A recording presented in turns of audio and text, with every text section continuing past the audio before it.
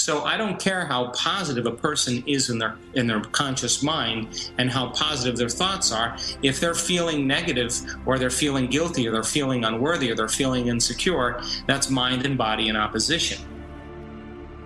So then let's look at the next slide. In order for you to begin to program your subconscious system and autonomic nervous system, we have to get beyond the analytical mind. So it turns out the more analytical you are, the less suggestible you are. And our definition of suggestibility is your ability to accept, believe, and surrender to a thought or an idea without any analysis. So people who have a very broad and thick analytical mind, or very developed analytical mind, are less suggestible to certain things. A person who has a less of an analytical mind is more suggestible to thoughts and ideas, because they will accept, believe, and surrender to them without analyzing the material, and it'll begin to go from their conscious mind straight into their subconscious mind.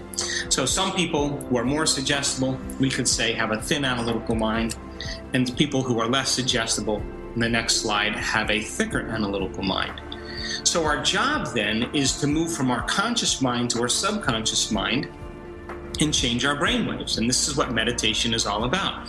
If a person is in a high level of stress, or they're in their conscious mind, to some degree they'll either be in high beta, mid beta, or low range beta. Now, once they begin to think less and analyze less, their brainwaves begin to change, and now they're in alpha, theta, or delta. They are literally in the realm where they can begin to program their autonomic nervous system to begin to make new chemicals, to signal new genes, to begin to change their internal chemistry to a greater degree. Now, there are two ways that we use in our work for people to slip into the state. One way is that when you're stressed out and you're over-focused, and your attention is on your outer world, your outer world is only made of a few things. It's made up of objects, things, people, places, and time and events in your life. So then when you teach a person, instead of focusing on in a narrow focus, what we call a convergent focus, to open their focus and focus on nothing or space or energy, if they're sensing and they're opening their focus, they're not thinking, and they begin to slow their brainwaves down. And not only slow their brainwaves down, but slow them down into a more organized and coherent fashion. The second way we induce this state is when we have people become heart-centered. When they begin to put their attention in their heart area, they begin to change their breathing, they begin to regulate their breathing, they begin to feel their heart space, and they begin to put their attention there while they're breathing and allow their breathing to slow down. Once they slow their breathing down, they're less stressed. When we then ask them to cultivate an elevated emotion, if they're feeling those elevated emotions, they're thinking less.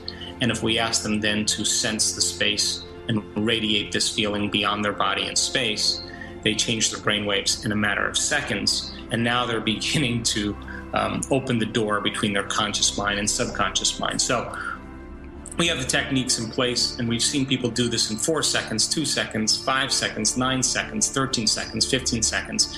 They know now how to do it, and it's become a skill for them.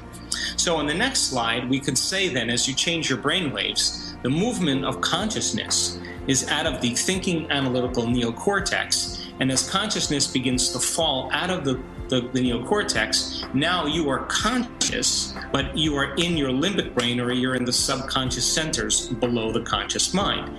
And the union of the conscious mind with the subconscious mind is exactly what it takes to begin to program your autonomic nervous system into a new destiny. And so this is why positive thinking doesn't work, because if you're thinking positively and you're feeling negatively, you can only accept, believe, and surrender to the thoughts that are equal to your emotional state. And you will not accept, believe, and surrender to any thoughts that are not equal to your emotional state. So I don't care how positive a person is in their conscious mind and how positive their thoughts are. If they're feeling negative, or they're feeling guilty, or they're feeling unworthy, or they're feeling insecure, that's mind and body in opposition. Now, we know that the moment we change a person's internal state to a state of gratitude, to a state of appreciation, to a state of kindness, a state of thankfulness, the moment they change their emotional state and they get beyond the addiction of those stress hormones, and they're no longer in fear, they're no longer in worry, they're no longer in anxiety, they're no longer in guilt, shame, sadness, anger, aggression, fear. The moment they're beyond all of those and they're in a state of gratitude, gratitude means the event has already happened, or the event is happening to you. That's the emotional signature.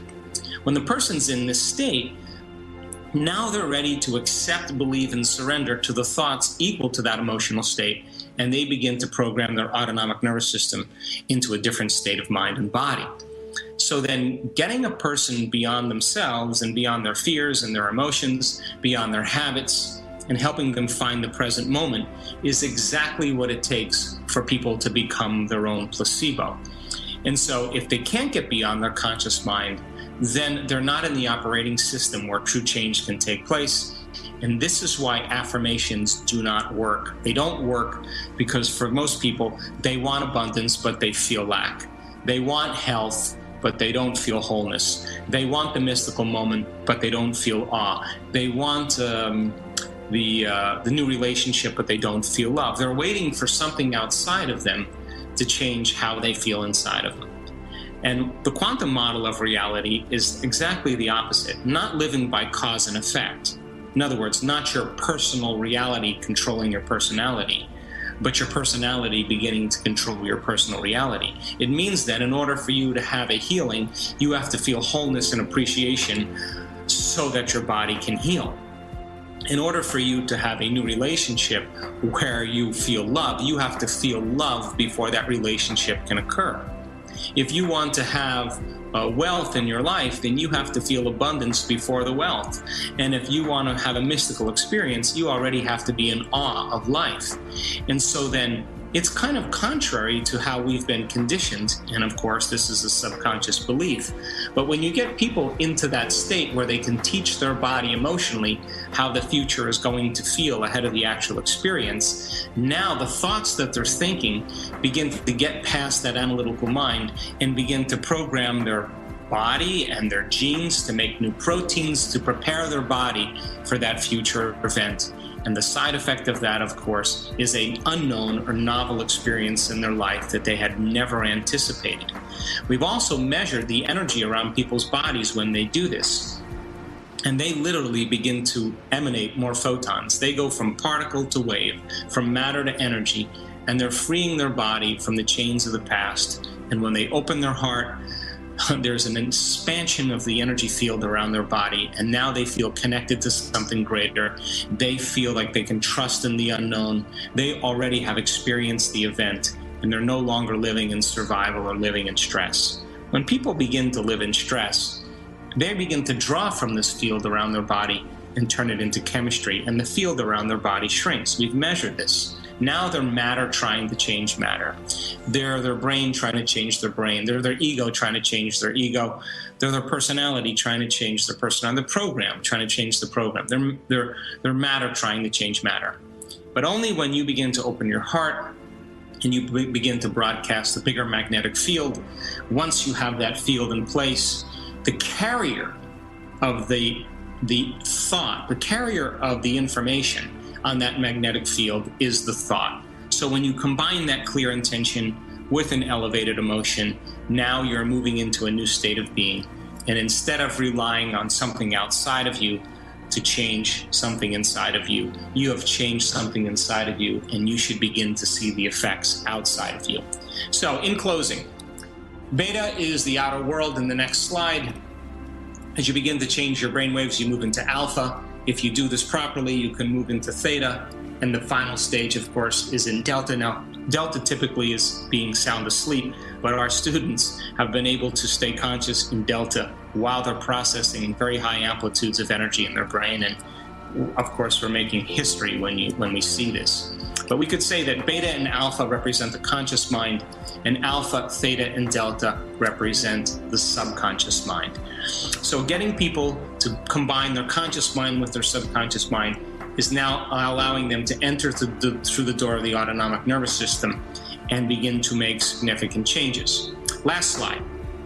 Outer world, things that happen to us in our life, changes our inner world. It changes our neural circuitry, it changes our chemical state, and it changes our genetic expression.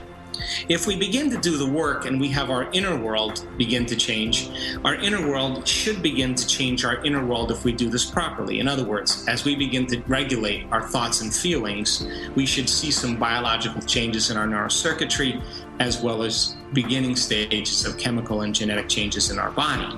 When we get consistent at this in producing a new state of being, our inner world should begin to change our outer world, and we call that a healing that takes place in our lives. So, in closing, I think that it's important for us to begin to become aware that we have all the biological and neurological machinery to do this, and that common people around the world are doing the uncommon, and they are beginning to heal by thought alone. Now, this is not a process of denial, to deny your condition or to deny your disease or malady. In fact, it's to measure it and to know where you stand, begin the process of transformation, and then go back after a period of time and to remeasure to begin to see if you're producing some changes in your health and in your life. And so it may take the repetition of this process to get good at changing your internal state, to get better at changing your brain waves, to diminish your stress hormones, and to begin to reprogram your subconscious states. And as I said, just like in those placebo studies, sometimes it may take a period of time. And people who actually cross this river to the other side, and they truly change themselves, I think the side effect of that now is that they're more happy to be alive, and now they're no longer defined by their disease or defined by their past. And so my suggestion then is to give it a shot, try it out, and begin to see if you can produce some effect in your life. Thanks for listening.